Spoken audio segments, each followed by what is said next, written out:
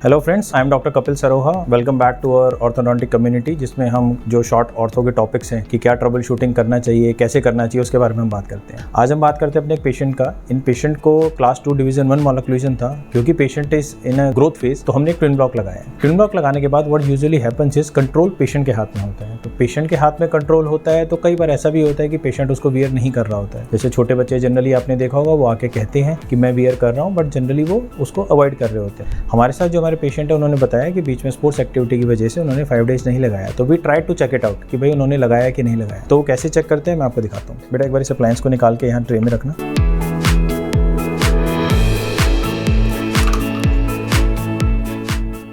अब होता क्या है कि जब आप देखोगे, बंद करो बेटा, ये पेशेंट ने बाइट किया, आप देख रहे हो कि यहाँ पे पेशेंट का ऑक्लूजन आ ही नहीं रहा है।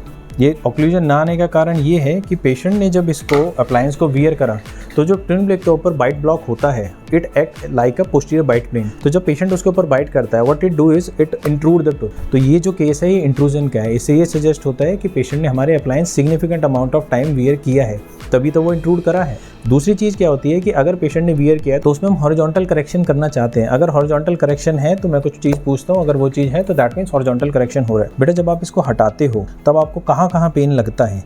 इस साइड ज़्यादा, हल्का सा। ठीक है, और क्या आपको यहाँ पे कुछ फील होता है? यहाँ नहीं होता। तो थोड़ा सा इसका मतलब हॉरिजॉन्टल करेक्शन हमारा कम है।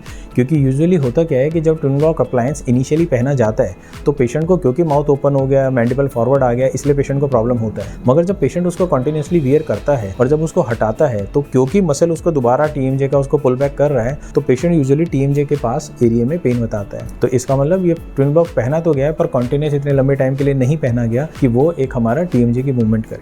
फ्रेंड्स, ये हमारा मायोफंक्शनल अप्लायंस के सीरीज़ में ये दूसरा वीडियो था। इसी बच्चे में जब हमने ट्विन ब्लॉक अप्लायंस लगाया था, हमने एक और वीडियो बनाया था। अगर आप वो वीडियो देखना चाहते हैं कि लगाते वक्त पेशेंट को क्या इशू था, go back to our first link. Thank you.